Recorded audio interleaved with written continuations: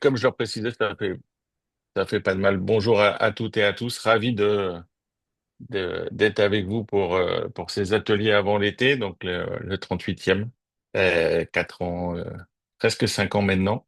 Euh, petit point pour partager avec vous, un renfort précieux au sein, euh, au sein des équipes GERS, donc sur la partie GIE, avec l'arrivée de Lilia Bultel sur la partie institutionnelle, donc comme déléguée générale du GIE. Et du coup, on lui souhaite tout plein de succès et plein de belles choses à mettre en place. Quand on rentre sur la dynamique de l'officine, et après on verra bien sûr la partie médicaments, le premier point est pour mettre en perspective sur cette croissance de 3,8% sur ce début d'année. Pour rappel, hein, 2024, trois quarts de la contribution à la croissance est portée par la prescription médicale obligatoire. Sur les 5 premiers mois de l'année, 46% de la contribution à la croissance est portée par le médicament de prescription médicale obligatoire. Et le deuxième contributeur à la croissance sur cette année, c'est les vaccins. Et le troisième, c'est la beauté, suivi de diététique, orthocompression et santé familiale. Donc, on a un tiercé, voire un quintet qui est en pleine transformation sur ce début d'année. Et vraiment, le point saillant, c'est l'arrivée des vaccins comme deuxième contributeur à la croissance. Sophie, sur le médicament, qu'est-ce que tu peux nous annoncer comme bonne nouvelle si tu en trouves? Bonjour à toutes et à tous, ravi de vous retrouver pour cette nouvelle session des ateliers. Alors sur les médicaments remboursables, lors des derniers ateliers de mars, vous avez présenté les tout premiers chiffres du marché remboursable et on observait déjà un ralentissement sur les premiers mois. Et bien, avec les dernières données disponibles, eh bien, ce ralentissement se confirme. Puisque alors si on regarde l'évolution du chiffre d'affaires régulé brut, l'évolution passe de 6,9% en 2024 à 2,4%. Donc il y a un ralentissement assez net du marché régulé. Le marché régulé que je rappelle prend en compte l'ensemble des médicaments qui sont pris en compte dans le calcul de la clause de sauvegarde. Et ce ralentissement, cette décélération du marché, eh bien, on l'observe à la fois en ville, avec une évolution qui passe de 6,1% à 3,4% en 2025, et ralentissement encore plus accentué sur le marché hospitalier, puisque la croissance passe de 8,2% pardon, à 0,1%. Alors si on regarde, on se focalise donc sur les médicaments remboursables de ville uniquement, on a certes un marché en croissance, hein, plus 4,3% de croissance, on voit que la courbe orange est au-dessus des courbes des années passées. Comparé à l'évolution du marché remboursable l'an passé à la même période, on était à 7%. Donc la croissance a diminué de presque 3 points en un an. Comment est-ce qu'on peut expliquer cette tendance? On a un marché effectivement en croissance, mais également en décroissance. Tout d'abord, avec cette slide, donc vous avez le top 5 des classes contributrices à la croissance et le top 5 des classes contributrices à la décroissance. Et on va déjà avoir quelques éléments de réponse pour comprendre comment évolue le marché remboursable sur ce début d'année 2025. Parmi les classes qui contribuent à la croissance, eh bien, ce sont les traitements préventifs qui constituent le principal moteur de croissance en ce début d'année. David l'a dit en début de présentation, avec la montée en charge des vaccins. Les vaccins viraux représentent plus de 121 millions d'euros de croissance. C'est lié à la mise à disposition dans les officines du vaccin Shingrix, un vaccin contre le zona. La montée en charge de ce vaccin explique la forte croissance des vaccins viraux. Et puis, d'autre part, vous avez les vaccins bactériens. Là, vous avez un nouveau vaccin pneumococcique, donc le Prévenir 20, qui est disponible depuis début 2024 et qui explique également cette croissance. Et ensuite, on retrouve également d'autres classes qui sont présentes dans ce top classe contributrice, la N07X, notamment les autres produits du système nerveux central qui comprend les produits indiqués dans le traitement de l'amylose cardiaque, de la myotrophie spinale, les antidiabétiques, les inhibiteurs de l'interleukine, qui sont des classes qui, depuis des mois, voire même depuis des années, eh bien, constituent voilà, des classes très dynamiques et qui tirent le marché vers le haut. Et à l'inverse, vous avez donc les classes qui contribuent à la décroissance du marché remboursable. Ce sont des classes qui ont été impactées par des événements assez spécifiques. Par exemple, pour les inhibiteurs directs du facteur 10A et les régulateurs, enfin la C10C, régulateur lipidique, on a la tombée de brevets de grosses molécules, notamment le Xarelto donc pour la première classe et l'Iptruzet dans la classe C10C, qui explique cette décroissance donc sur ces deux classes-là. Et puis, on a toujours l'effet du déremboursement, du changement de circuit d'approvisionnement des produits de contraste, hein, comme vous le savez, qui est intervenu le 1er avril 2024. Ces produits ont été déremboursés. Et il y a toujours un effet sur les 3 premiers mois de l'année du déremboursement, un effet périmètre négatif du déremboursement de ces produits sur les premiers mois de l'année 2025. Et puis, on a la R07B qui est constituée des médicaments indiqués dans le traitement de la mucoviscidose, qui décroissent de moins 19 millions d'euros et c'est lié à des baisses de prix qui ont concerné les spécialités de cette classe. Donc, 3 facteurs principaux de décélération, les pertes de brevets, d'abord les baisses de prix, puis les pertes de brevets et les déremboursements des produits de contraste. Ensuite, si on regarde le top 10 des laboratoires sur le médicament remboursable, eh bien, ce classement n'a pas beaucoup évolué par rapport à ce qui vous a été présenté aux derniers ateliers. On a toujours Novartis Pharma qui représente 6,8% de part de marché, qui est en légère décroissance, liée notamment aux baisses de prix sur le Lucentis. Et puis, en deuxième position, on a Pfizer, tiré notamment par le Vyndaqel et le Prevnar 20. Et en troisième et quatrième position de ce classement, on a 2 laboratoires de génériqueurs, Viatris et Biogarant, tirés notamment par les nouveaux génériques qui sont arrivés au courant de l'année 2024. Et notons la forte croissance de GSK, qui est en sixième position de ce classement, qui a une croissance de plus de 50%, et qui s'explique notamment donc, par la mise à disposition du vaccin Shingrix dans les officines depuis la fin de l'année 2024. Sur le top 10 des produits, on a, en tout cas sur les premiers produits qui constituent ce classement, on a très peu de changements. On a toujours Vyndaqel, Eliquis et Eylea qui occupent les 3 premières places du classement. Tous les produits de ce top 10 sont en croissance, à l'exception du Kaftrio, qui a eu une baisse de prix et donc qui explique cette décroissance. Et la nouveauté dans ce classement, c'est que Doliprane a laissé sa place à Shingrix, qui arrive en 10e position dans ce classement et qui intègre pour la première fois le top 10 des médicaments remboursables sur ces 5 premiers mois de l'année. Un mot sur les médicaments onéreux.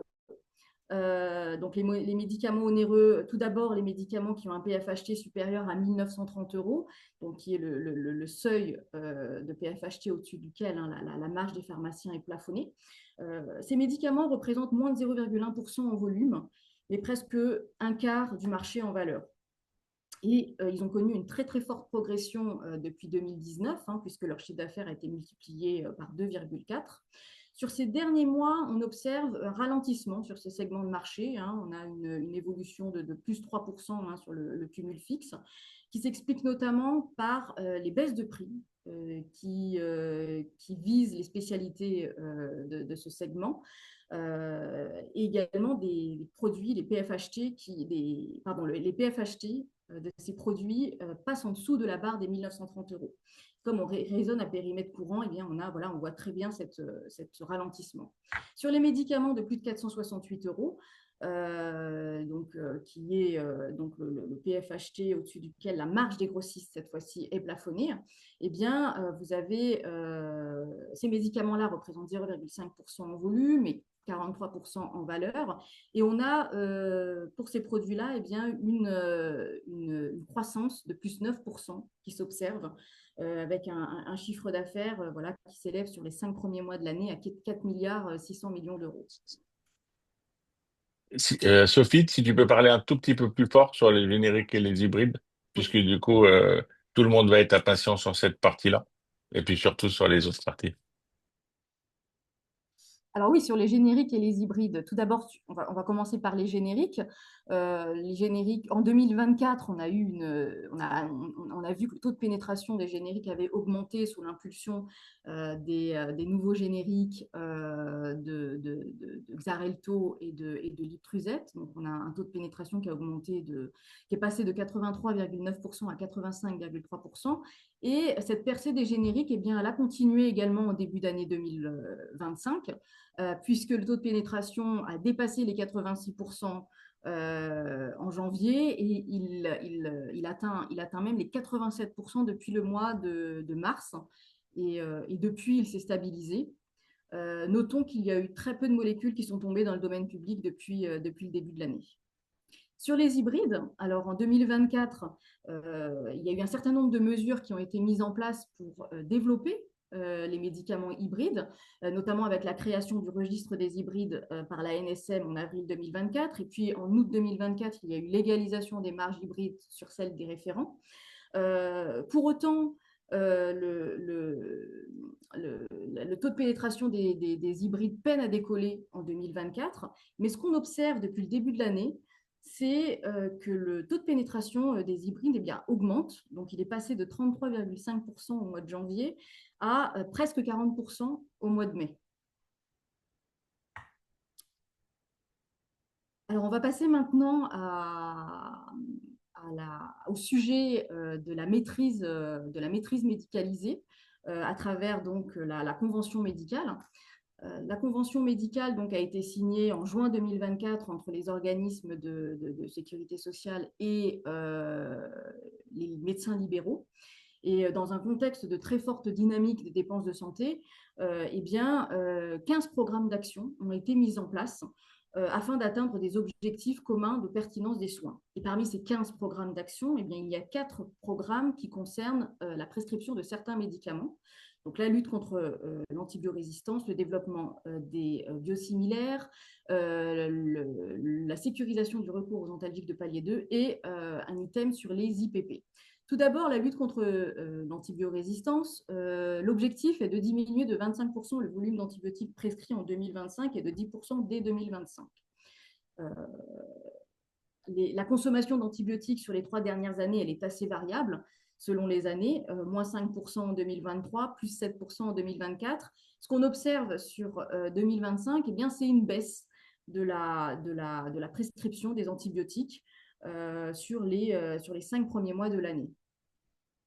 Ensuite, sur les biosimilaires, il y a un objectif de 80% qui a été fixé en ville à atteindre d'ici la fin de l'année.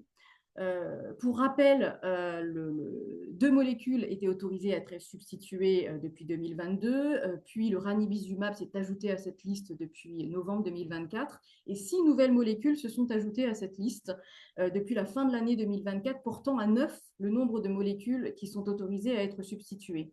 Et un décret est paru fin février, et ce décret a fait décoller le taux de pénétration des biosimilaires qui est passé de 36% les premiers mois à 44%. Si on revient un petit peu en arrière, David, voilà, 41% en mars, 46% en avril et presque 50% au mois de mai.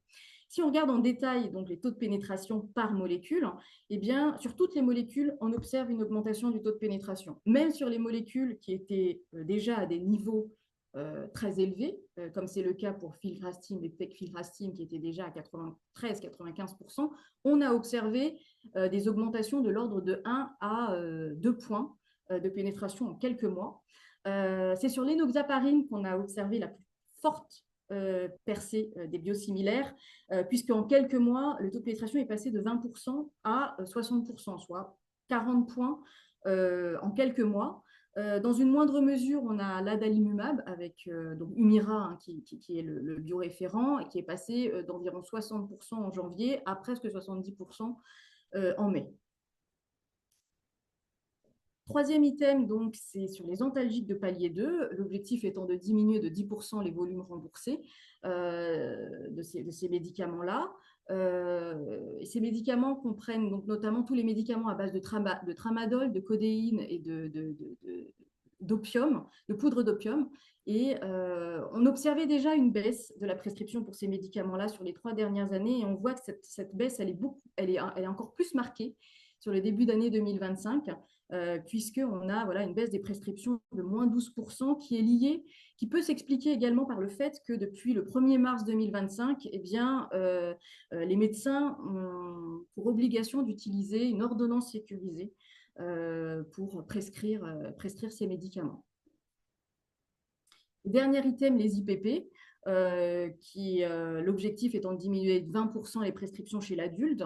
Nous, on a regardé toute population confondue et on voit bien qu'il y a sur les 3 dernières années plutôt une stabilité au niveau des prescriptions et là une légère diminution des prescriptions sur ces produits-là. Alors, ce qu'il faut retenir de ce premier bilan et sur ces 4 objectifs, c'est que les premiers chiffres sont plutôt dans le sens d'une baisse qui est plus ou moins marquée selon les classes thérapeutiques. Et on continuera de suivre de très près ces 4 volets pour voir si effectivement il y a un changement dans le comportement de prescription des médecins qui se confirme dans les prochains mois. Et enfin, l'autre levier de régulation du médicament, ce sont les baisses de prix. Grâce à l'outil Mediprime, nous avons la possibilité de suivre de manière précise l'impact des baisses de prix par présentation en prix industriel, mais également en économie sécurité sociale.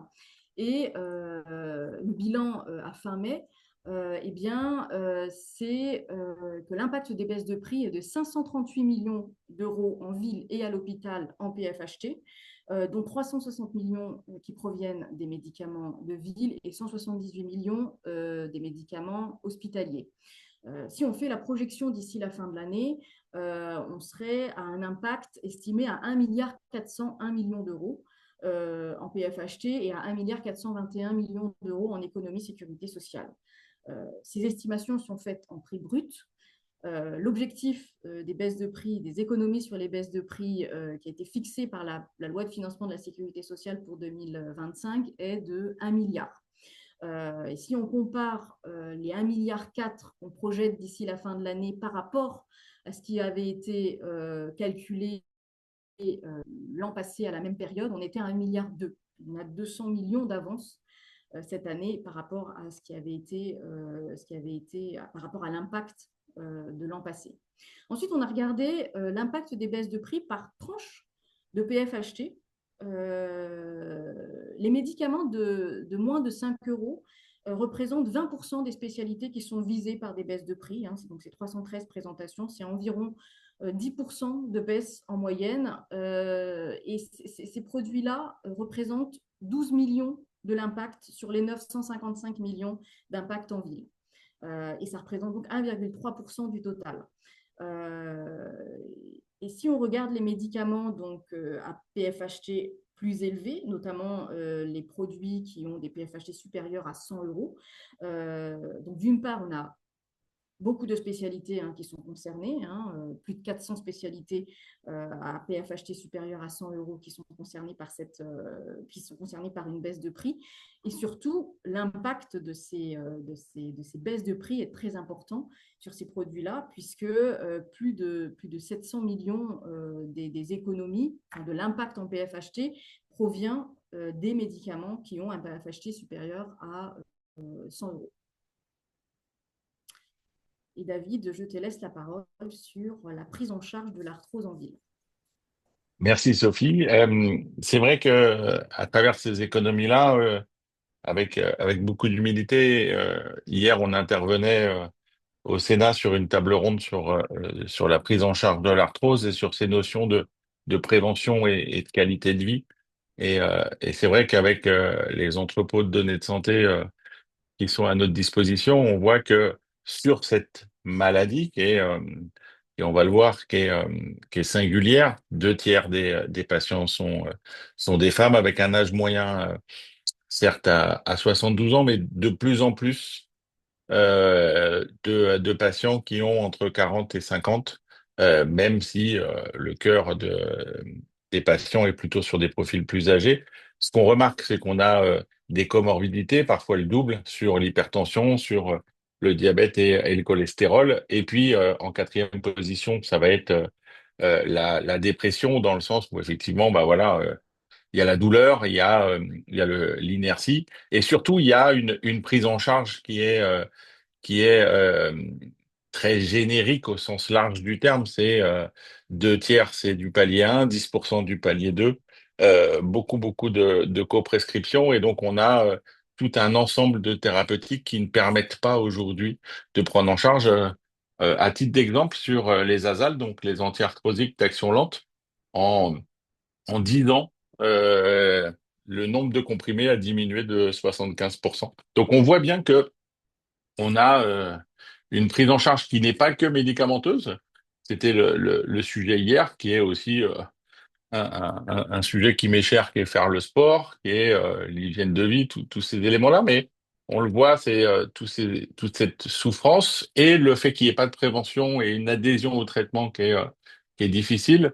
On a côté hospitalisation 270 000 hospitalisations avec un coût de ces hospitalisations en restant centré sur ces hospitalisations de 8 600 € par séjour, entre 8 600 et 9 300, dans lequel après il faut mettre toute la rééducation, tous ces éléments-là. Donc on voit des convergences, des prises en charge entre la ville et l'hôpital sur une pathologie qui touche plusieurs dizaines de millions de personnes. Alors ça, on arrive directement sur cette notion de mission pour le réseau officinal, de cette notion de gestion de l'offre. Et pour changer la lecture, on a mis des indicateurs qui sont la médiane et la moyenne pour montrer les dynamiques sur les missions qui sont plus liées à la demande et liées à la présence à l'esprit pour la population. Médiane, hein, pour rappel, on peut dire que 50% des pharmacies délivrent plus de 35 kits, et 50% moins. Hausse de 46%. Rappel vaccinal, là aussi, forte croissance par rapport à l'année dernière. Vraiment une appropriation de la vaccination. On voit par contre sur la prescription de l'acte vaccin, entre la médiane et les moyennes, des gros écarts, ce qui montre une volatilité ou des écarts types très importants en fonction des profils de pharmacie, du simple au double. Pareil sur les angines. Donc on a ces réflexes de la population, cet accompagnement qui fait que on a vraiment des singularités qui sont fortes. Et puis si on regarde les services plus liés à l'offre, que ce soit la femme enceinte ou l'entretien pharmaceutique, si on focus sur l'entretien pharmaceutique et l'accompagnement, en médiane, allez, on va dire plus de 50%, si je regarde le verre à moitié plein, plus de 50% des patients, des pharmacies en font au moins un par mois, et en moyenne, c'est un par semaine. Donc là aussi, indépendamment du fait de dire qu'un tiers des pharmacies en font au moins un sur ces 5 premiers mois, on a vraiment des singularités, des aspérités qui se mettent en place. Et dans un sujet d'économie sécurité sociale, de rôle de prévention, de rôle d'adhésion au traitement, ces indicateurs et ces différences qu'on peut avoir entre la médiane et la moyenne seront forcément des métriques à suivre. Petit point sur les DM remboursables. Certains d'entre vous râlaient à juste titre en disant qu'on n'en parlait pas souvent.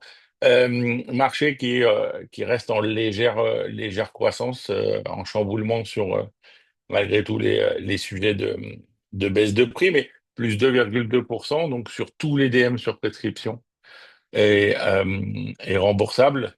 Et quand on regarde le top 10 des labos, vous voyez hein, des évolutions.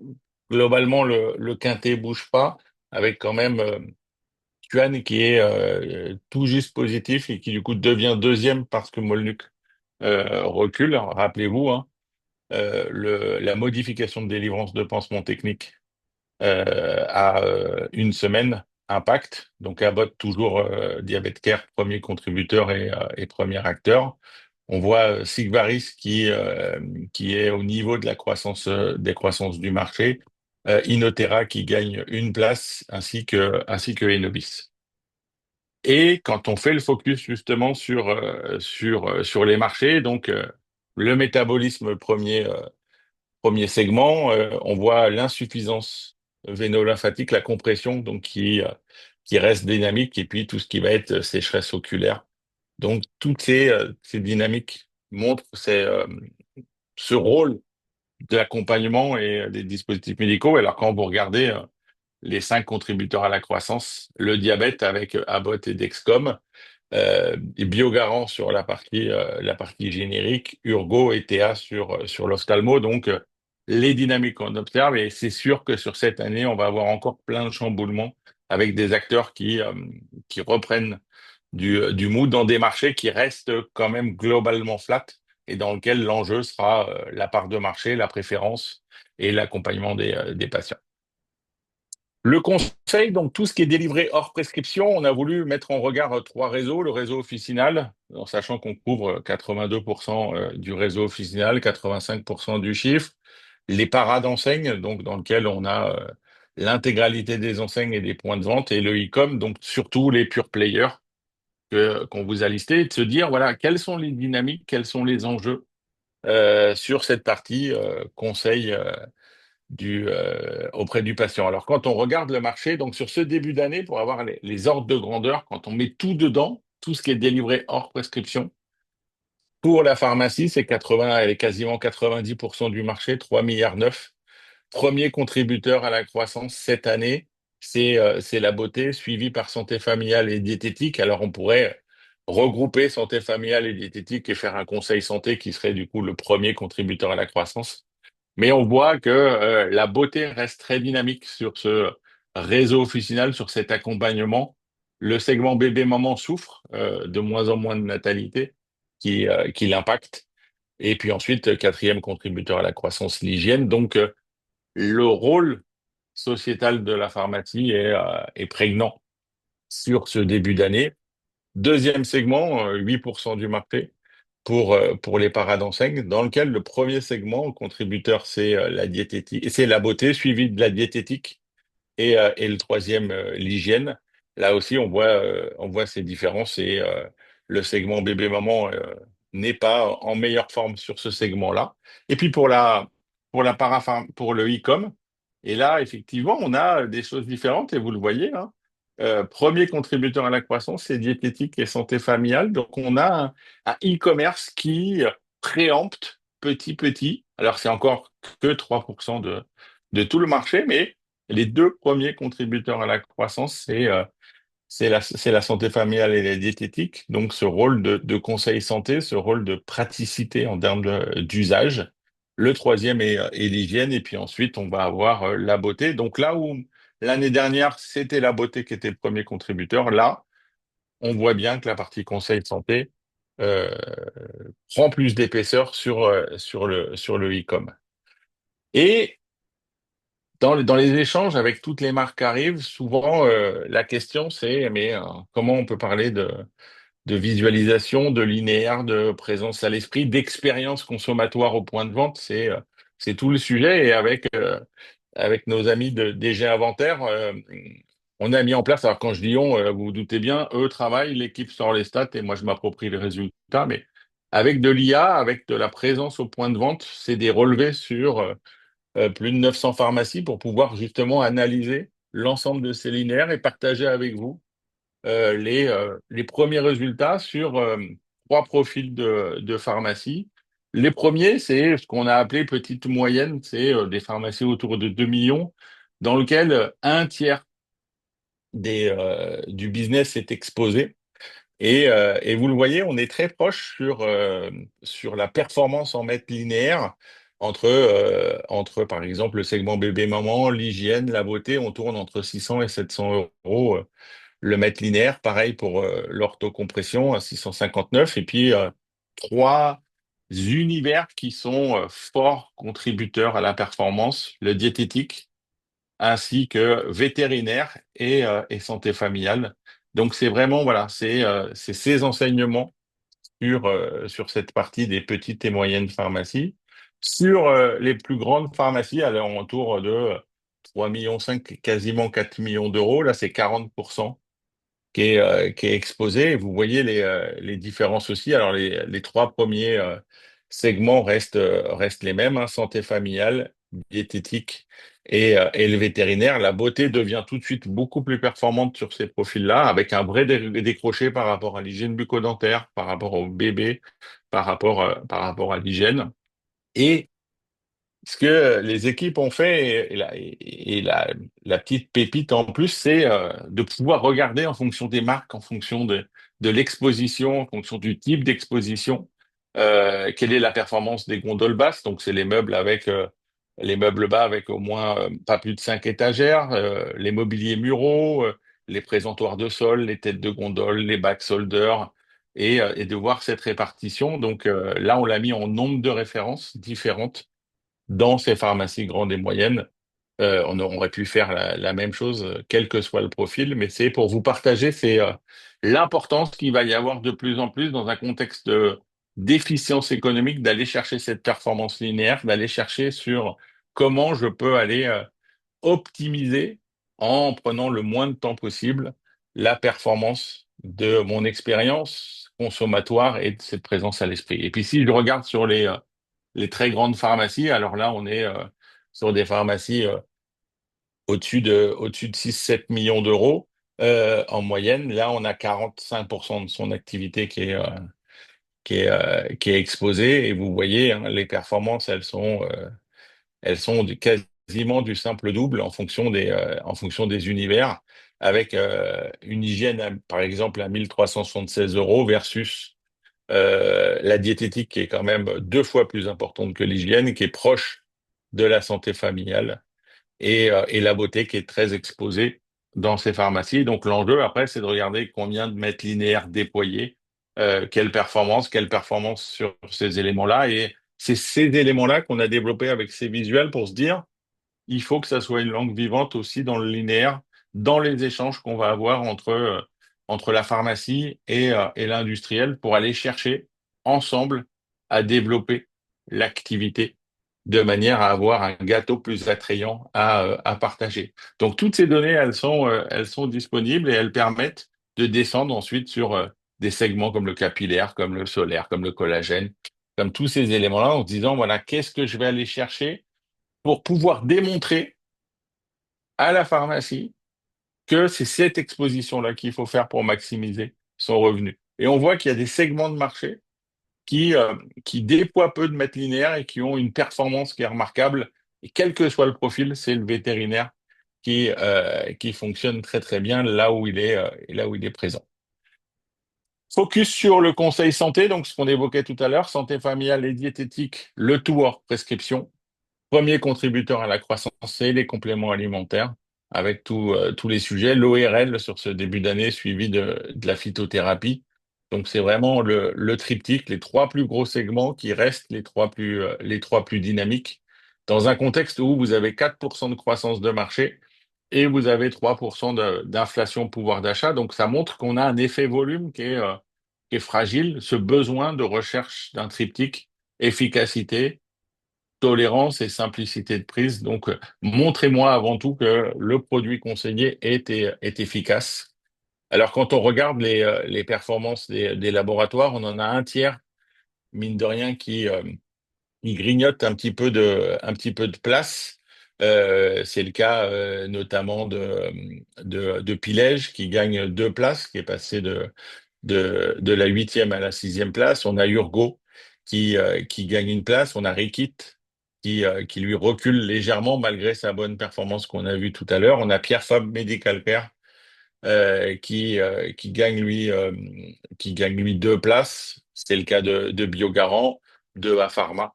Donc vraiment ces enseignements sur voilà les dynamiques des marques, les dynamiques des laboratoires et le top 10 des contributeurs à la croissance qui montre à la fois le besoin de prix, le besoin de certitude que ça fonctionne ou de conviction sur ce que ça fonctionne, et puis des marchés plus liés à la communication ou un phénomène entre guillemets, de mode. Ça ne veut pas dire que ça va s'arrêter. On va le voir avec les collagènes, avec le probio, avec les génériqueurs et des marques comme AVA, comme Hydratis, qui continuent à rester sur le top 10 des contributeurs à la croissance, même si sur l'année 2024, il était dans le top 5 des contributeurs.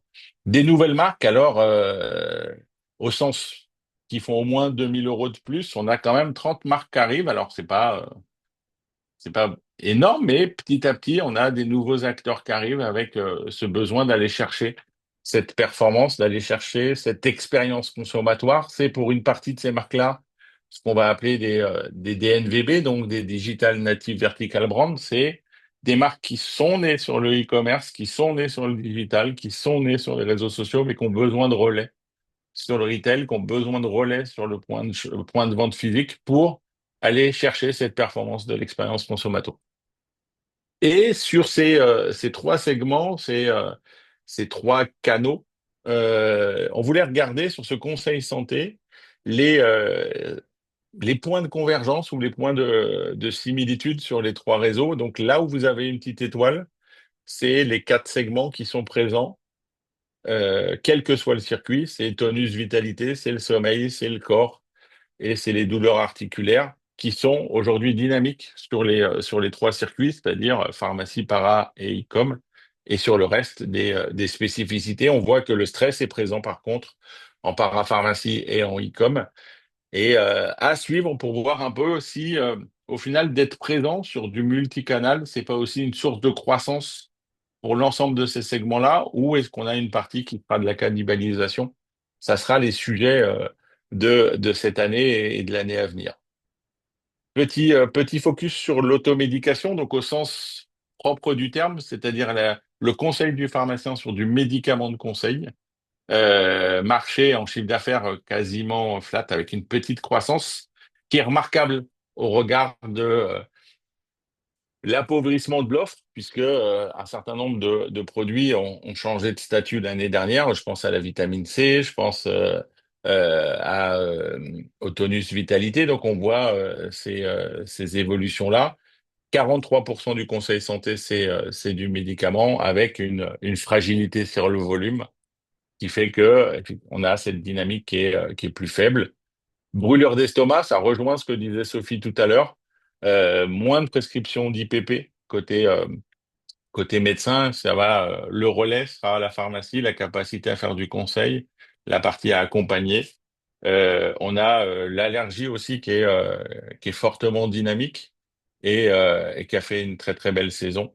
Et contrairement dans les contributeurs à la décroissance, on voit le tonus vitalité que j'ai abordé tout à l'heure et le rhume qui est fortement contributeur à la décroissance. Clémence, pour terminer sur cette partie conseil au sens le plus large du terme, peux-tu nous parler de la beauté de cet univers? Oui, merci David. Bonjour à tous. Je suis ravie d'intervenir une nouvelle fois sur ces ateliers. Donc sur la beauté, on a fait comme sur le conseil, on a voulu regarder la répartition des trois réseaux, donc la pharmacie, la parade enseigne et les sites de e-commerce. Ce qui est intéressant à voir ici sur la beauté, c'est que la para et le e-com pèsent beaucoup plus lourd. On a plus de 22% sur para et e-com, alors que tout à l'heure, David vous montrait que sur le hors prescription, on était à peine 11%. Et on a donc des dynamiques assez variées, mais quand même beaucoup plus dynamiques sur la pharmacie, donc plus 9% en pharmacie. Et si on se concentre justement sur la pharmacie par segment, le premier segment, la dermocosmétique, hein, qui pèse presque 70% et qui est le premier contributeur à la croissance, mais suivi du solaire, qui est en très forte croissance sur ce début d'année, donc avec une croissance à deux chiffres et deuxième contributeur à la croissance, suivi du capillaire, qui est également assez dynamique. On peut noter aussi le soin des pieds, quatrième contributeur à la croissance, qui est très dynamique. Par contre, le bio et le luxe se portent un petit peu moins bien. David, je te laisse continuer sur l'inflation. Donc, on voit une inflation qui se stabilise là entre avril et mai. Alors, on avait eu un petit peu le même phénomène en avril-mai l'année dernière. Donc, à voir si sur la suite de l'année, l'inflation repart à la hausse ou continue en fait à se stabiliser. Mais là, c'est vrai qu'au mois de mai, on est quasi au même niveau qu'au mois de janvier. Et c'est vrai que cette inflation, on le retrouve quand on regarde la décomposition de la croissance sur la beauté. Donc on a un effet prix qui est vraiment tout petit et en fait compensé, qui est beaucoup plus importante sur l'effet innovation et qui compense l'effet volume négatif. Donc, pour rappel, ce qu'on appelle l'effet prix, c'est quand on regarde le delta de prix sur un volume constant. L'effet volume est à l'inverse un delta de volume sur un prix constant. Et ce qu'on considère comme une innovation, hein, c'est une nouvelle référence qui serait arrivée sur cette période et qui n'était pas présente sur la période précédente, à savoir les 5 premiers mois de mai 2024. Donc, ça peut être des références qui sont arrivées après le mois de mai. Mais en tout cas, on voit que ces nouvelles références sont 3 fois plus importantes que la décroissance de l'effet volume. Quand on regarde cette fois les marques qui contribuent à la croissance, alors ce qui est intéressant, c'est que les 5 premières marques qui contribuent à la croissance sont exactement les mêmes que ce qu'on vous avait présenté au mois de mars sur le cumul fixe à fin février. Donc on retrouve à la fois des grands laboratoires dermocosmétiques, mais également des marques plus jeunes. En tout cas, toutes sont très dynamiques et représentent près de 70% de la contribution à la croissance de la beauté. Et on a eu envie de se focaliser ensuite, là je te laisse avancer, sur les formes galéniques. Donc on trouvait intéressant de montrer comment se répartit la beauté par forme galénique. On a donc le numéro 1 sur la beauté qui est bien sûr la crème, qui est première forme galénique, mais également premier contributeur, suivi des solutions topiques. Et en troisième contributeur, on retrouve une forme qui est très dynamique, avec une croissance à 2 chiffres, qui sont les sticks. Les sticks qui sont très plébiscités depuis quelques mois, et notamment les sticks en fait, que l'on retrouve sur les produits solaires. Donc, comme on vous le montrait tout à l'heure, le solaire est très dynamique sur ce début d'année. Et on a voulu regarder plus largement, si on ne regarde pas seulement la beauté, mais si on regarde aussi les compléments alimentaires et également les produits plus solaires pour les bébés. Oui, tu peux passer, David. Donc, on a la protection, on a ce segment qui est très dynamique, à 2 chiffres, et qui est porté par la protection solaire. La préparation au soleil est beaucoup moins dynamique, 4e contributeur à la croissance, mais on a ensuite les autobronzants et les après-solaires. Donc, on voit ici toute la richesse de la base qui nous permet de faire ces revues catégorielles, ces analyses catégorielles, où on peut regarder à la fois par univers, comme David vous le montrait dans la pharmacie, ou à la fois par promesse sur voilà, qu'est-ce que sert le solaire. Et je laisse Sophie continuer sur l'hôpital. Alors, concernant l'hôpital, je vais vous présenter donc les chiffres sur l'ensemble du marché hospitalier, donc qui comprend à la fois donc les médicaments rétrocession, Listensus, mais également l'intra-GHS. En 2024, le marché hospitalier a terminé l'année avec une croissance de plus 7%. Sur les 5 premiers mois de l'année, on a un marché toujours en croissance, mais en léger ralentissement, avec plus 5% de croissance sur ce début d'année. Si on regarde le top 10 des produits qui constituent le marché hospitalier, eh bien, sur les 10 premiers produits, 6 produits sont des médicaments anticancéreux, et en particulier donc, des médicaments de la catégorie des anticorps monoclonaux. On a le Keytruda, Darzalex, Opdivo, Imfinzi, Enertu et Tecentriq, avec une forte croissance de Enertu sur ce début d'année qui était auparavant disponible en accès précoce et depuis le début de l'année 2024 disponible en droit commun. Presque tous les produits tous les anticancéreux de ce classement sont en croissance, à l'exception de Tecentriq et de Opdivo qui baissent de respectivement 7 millions et 9 millions donc, sur ce début d'année. Sur le top 10 des laboratoires à l'hôpital, le classement n'a pas beaucoup changé par rapport aux derniers ateliers. On retrouve toujours MSD en première position, tiré notamment par le Keytruda, et Janssen en deuxième position avec le Darzalex.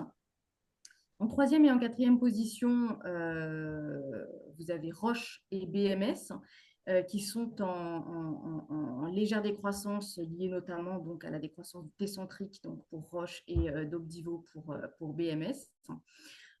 Et puis, donc, suivent Fresenius et Aguetan en sixième et septième position qui bien, présentent des croissances très élevées sur ce début d'année 2025.